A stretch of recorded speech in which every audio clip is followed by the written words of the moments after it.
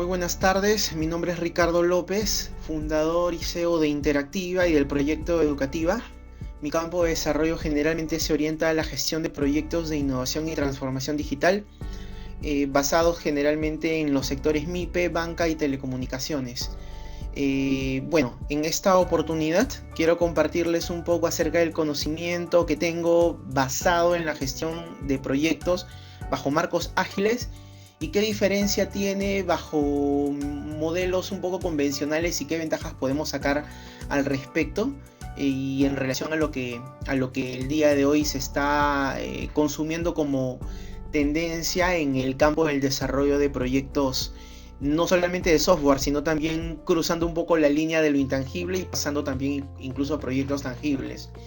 Bueno, como ya les estaba explicando hace un momento, básicamente nos vamos a enfocar en los conceptos y de qué manera podemos aplicar el tema de la gestión de proyectos ágiles.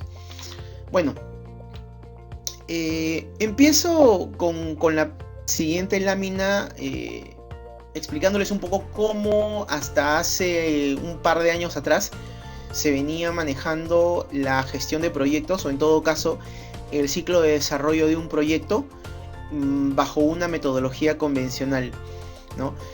Nosotros teníamos, por ejemplo, la posibilidad como desarrolladores o como gestores de proyectos levantar información con el cliente para poder realizar algún tipo de software o producto para una empresa o para un usuario final.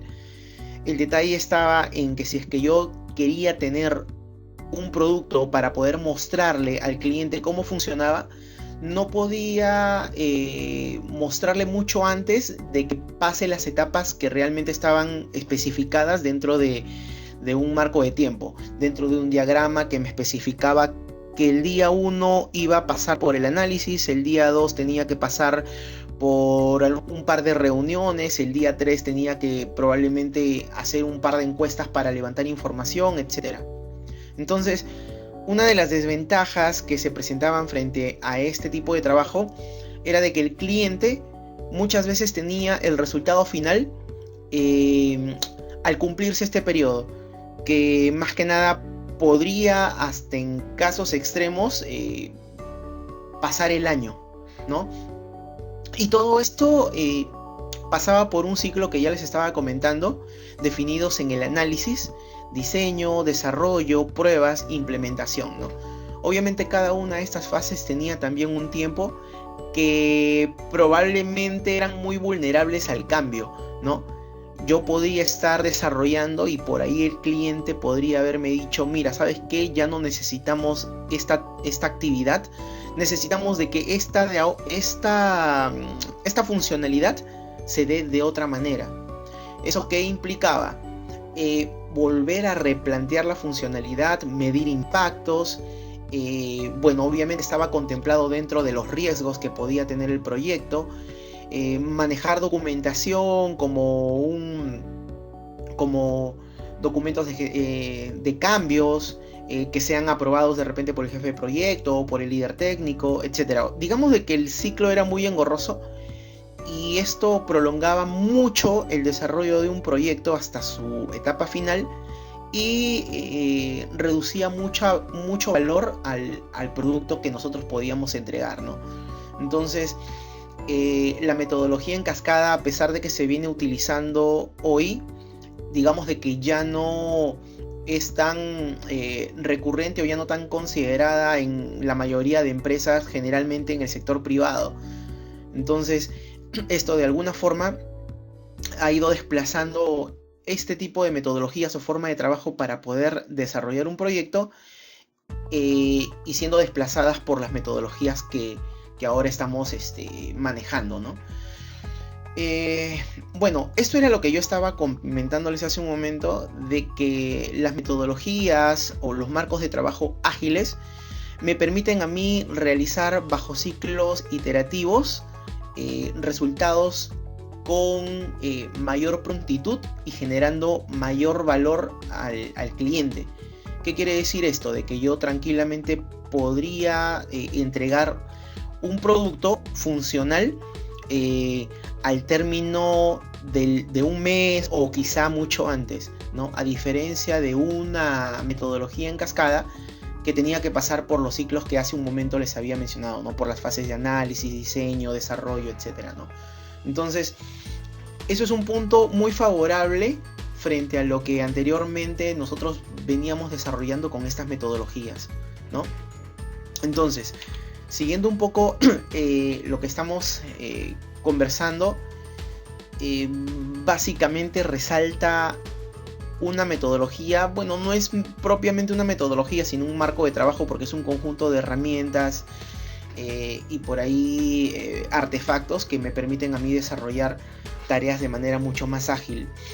Viene el Scrum, hay otras en el mercado incluso que se aplican, pero esta es la que más resalta, enfoca mucho el trabajo en equipo. Entonces, Scrum propiamente, ¿qué viene a ser? Desde el término de la palabra, Scrum venía a ser un momento en el cual, por ejemplo, un equipo se juntaba, bueno, propiamente hablando del rugby, se juntaba para formar una estrategia y tratar de llegar al otro campo, vale decir al objetivo, ¿no? Entonces, la unión de estos jugadores bajo esta estrategia de fuerza para poder cumplir el objetivo de llegar a la final, se le denominaba Scrum, ¿no? O se le denomina Scrum. Entonces este término ha sido apropiado al marco de trabajo con el uso de algunas herramientas técnicas y artefactos que les mencionaba, ¿no? Entonces, ¿qué podría yo definir de lo que es Scrum? Bueno, ya lo estaba diciendo, ahora lo conceptualizo. Viene a ser un marco de trabajo para el desarrollo de productos, orientado generalmente a software, pero no necesariamente de software, porque también puedo trabajar productos tangibles. Bueno, que se compone de ceremonias, artefactos y roles que vamos a ir definiendo en unos minutos, ¿no? Entonces, básicamente, lo que quiero decir es de que Scrum es una metodología, bueno, un marco de trabajo generalmente ideado para trabajar en entornos complejos, ¿no? También me permite a mí tener resultados rápidos en el menor tiempo posible, generando valor en la empresa bajo un ambiente de requisitos cambiantes. Y esta es una gran ventaja sobre las metodologías convencionales, en las cuales yo tenía que cambiar alguna funcionalidad basándome en algunos documentos, deteniendo un poco el tiempo de trabajo y analizar nuevamente el impacto que podría tener, los riesgos, etcétera, ¿no? Digamos de que Scrum trabaja su marco bajo tres pilares indispensables, ¿no? Estos son la transparencia, que va a permitir a todos los involucrados en Scrum estar siempre en contexto con las actividades que se están manejando. Si hay algo favorable dentro de este marco de trabajo, es que no existen jefes ni existen personas que estén por encima o por debajo de otras.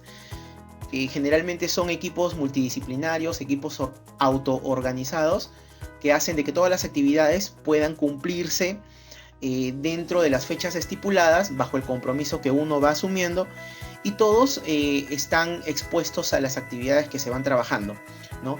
Inspección, porque usualmente estamos inmersos en el proyecto y constantemente estamos verificando qué es lo que el proyecto tiene para poder mostrar, o qué es lo que hemos estado avanzando. Todo esto de aquí se puede ir manejando a través de algunas herramientas que se van a ir mostrando en el equipo, ¿no? Como los tableros Kanban o como el Bardon Chart, que también es otro artefacto que nos puede ayudar a definir la escala y la medición del tiempo de acuerdo a las actividades que vamos realizando. Y la adaptación, que me parece muy importante y bastante rescatable, porque en el transcurso del desarrollo siempre van a haber cambios. Entonces, al generarse tareas especificadas por valor o por prioridad, se tiene la facilidad de que se puedan ir modificando y el equipo puede ir adaptando esas modificaciones a las iteraciones que se van realizando en cada uno de los ciclos, ¿no? Entonces, esos son los pilares con los que trabaja Scrum bajo el marco que les estoy comentando. Básicamente, los beneficios que de alguna forma se pueden rescatar es la flexibilidad y la adaptación, como lo estaba diciendo, ¿no? Scrum es una herramienta, es un marco de trabajo que nos permite estar dispuestos siempre al cambio, ¿no? Entonces esto de cierta forma puede irse manejando con el mismo equipo y con las personas responsables por el lado del cliente, que tienen un rol específico que lo vamos a ir viendo en láminas más adelante, ¿no? Entonces, muy aparte de eso, nos da la posibilidad de poder tener resultados que generan valor en la empresa para la cual se está desarrollando el producto, obteniendo resultados anticipados. Acá aclaro de que Scrum o agilismo en todo caso no significa hacer las cosas rápidas, ¿no? Sino es un poco más que eso.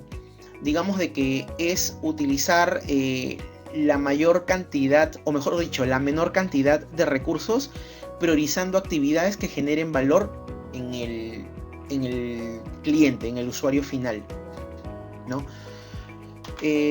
También esto me va a permitir a mí elevar la productividad y calidad, no tanto del producto también, sino también de los integrantes del equipo, o sea, del Team Scrum. ¿Por qué?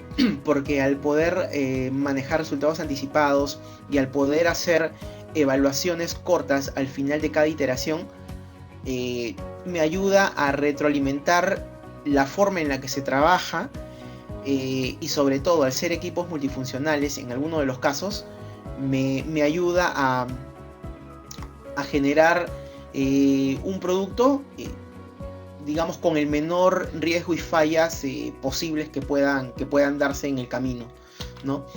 Y finalmente esto motiva a los equipos y hace de que puedan generar mayor aporte, no solo técnico, sino también humano dentro del equipo, ¿no?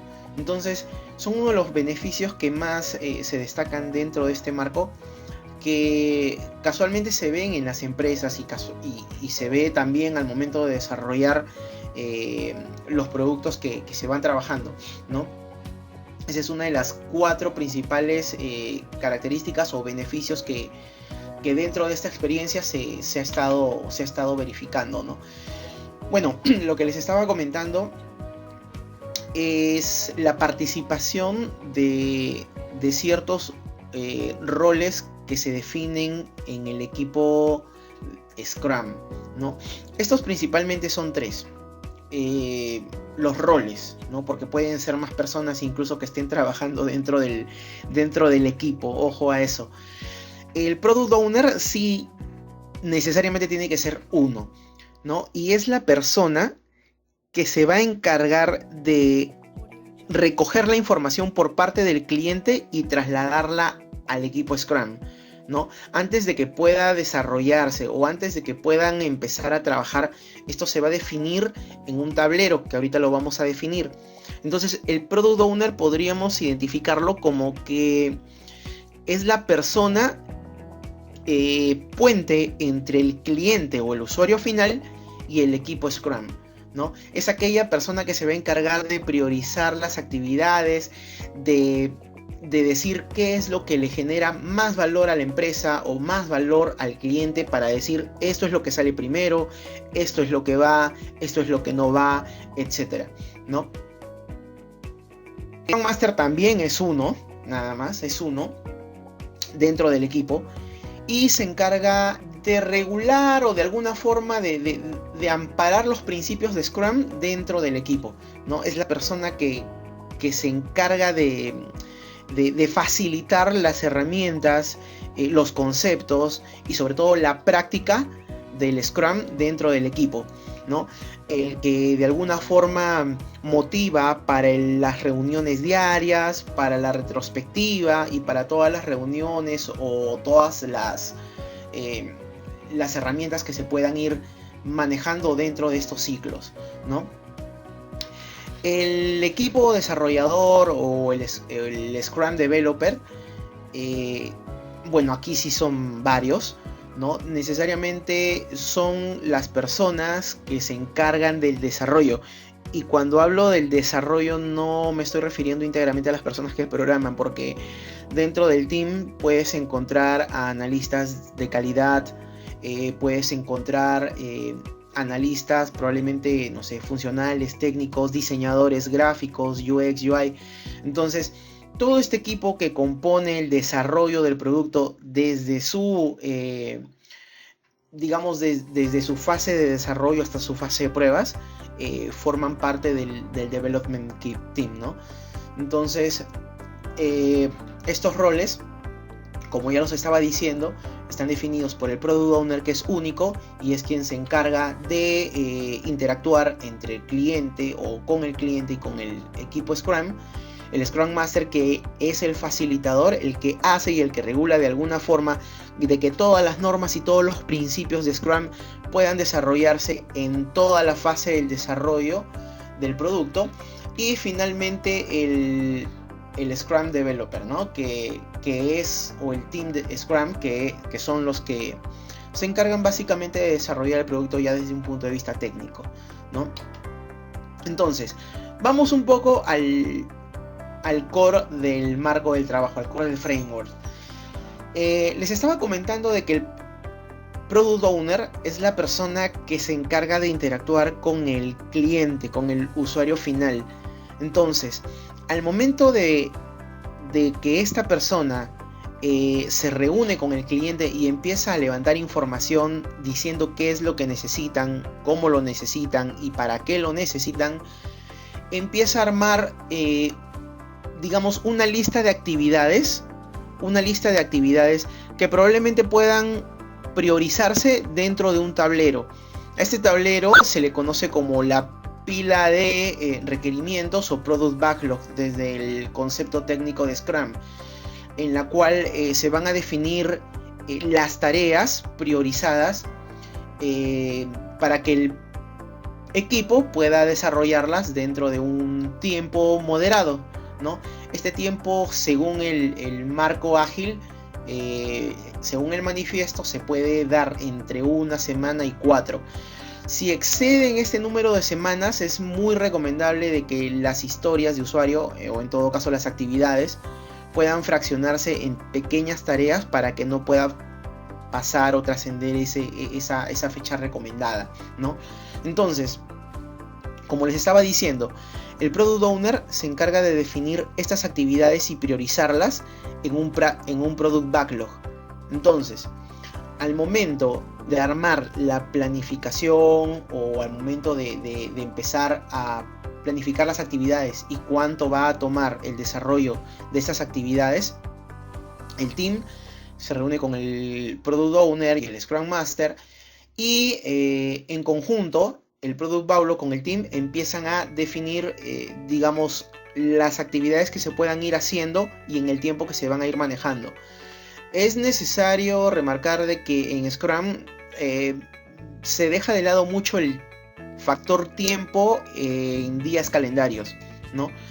Generalmente aquí se manejan las actividades por el grado de complejidad. Entonces hay una dinámica para poder establecer estas complejidades que en esta presentación, bueno, no la voy a especificar porque es muy amplio, pero básicamente estas complejidades se definen en puntos. Entonces yo puedo tener un punto de referencia asociada a una actividad y yo probablemente cuando evalúe una siguiente actividad la voy a comparar con la actividad anterior. Un ejemplo rápido, una actividad por ejemplo me toma 5 puntos. Si otra actividad es más difícil que esta, que vale 5, probablemente yo le puedo dar 7 o 10. Al final todos estos puntos se van sumando y se van estableciendo digamos la durabilidad en puntos de cada una de las actividades para cada sprint. Así yo voy definiendo en cada tiempo la velocidad de mi equipo. Pero como les digo, ese es otro tema mucho más complejo para poder definirlo y bastante interesante también.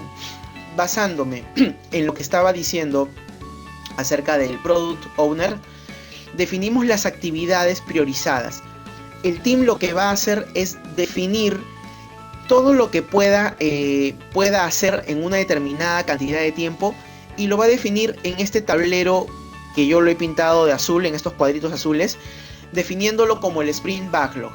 ¿Qué quiere decir? Que en el Product Backlog, que es especificado por un Product Owner, van a especificarse o van a clasificarse tareas en un Sprint Backlog para que puedan ser ejecutadas o para que puedan ser desarrolladas en un sprint, ¿no? Entonces un sprint, como les estaba comentando, puede durar de 1 a 4 semanas, que es lo recomendable. Y cada ciclo va a generar un release, o sea, un producto ya terminado que se va a presentar en una reunión ya con el cliente final, con el Product Owner, etcétera, ¿no? Pero lo importante de destacar aquí es de que en cada uno de los sprints, día a día, de manera diaria, siempre hay una reunión en la que el Scrum Master de alguna forma modera para poder ir revisando qué es lo que se está avanzando, qué es lo que se va a avanzar el día de la reunión, o sea, el día actual, y qué dificultades tiene como para poder continuar ese tipo de actividades, ¿no? Entonces, este tipo de reuniones de alguna forma reduce la complejidad o los cuellos de botella que puedan darse dentro de cada sprint, y de alguna forma optimiza también el trabajo para el desarrollo que se pueda ir manejando, ¿no? Y todos puedan manejar la misma velocidad. Por ahí es donde radica generalmente el concepto de agilidad, ¿no? Porque dentro de estos ciclos hay ciertos eventos, ciertas reuniones que hacen de que el desarrollo tenga calidad, se optimice y sobre todo se pueda generar mayor productividad en cada ciclo, ¿no? Entonces, para finalizar, el incremento del producto terminado se entrega en un release, como estaba diciendo, y finalizas así el primer sprint. Una vez que terminas todo esto y entregas este primer producto al cliente, el mismo equipo se reúne y hace una retrospectiva. Esto quiere decir de que el equipo empieza a evaluar cuáles son los puntos débiles de todo el sprint realizado, qué cosas se puede mejorar y cómo se puede elevar la productividad para los siguientes sprints. De esta manera, como que estamos aplicándole calidad al desarrollo del producto y sobre todo a la forma en la que se van desarrollando cada una de las tareas asignadas en el Sprint Backlog, ¿no? Entonces, básicamente, como les estaba comentando, hay innumerables herramientas dentro de este marco que pueden especificarse de manera detallada. Obviamente, las historias de usuario, que son los requerimientos que se van a trabajar dentro de una tabla, también van a tener ciertas fases para poder ser clasificadas por prioridad, prioridad 2, prioridad 1, prioridad 0, pero todo eso comparándolo con ¿qué? Con los objetivos del negocio y también con la generación de valor que pueda aportarse a la empresa.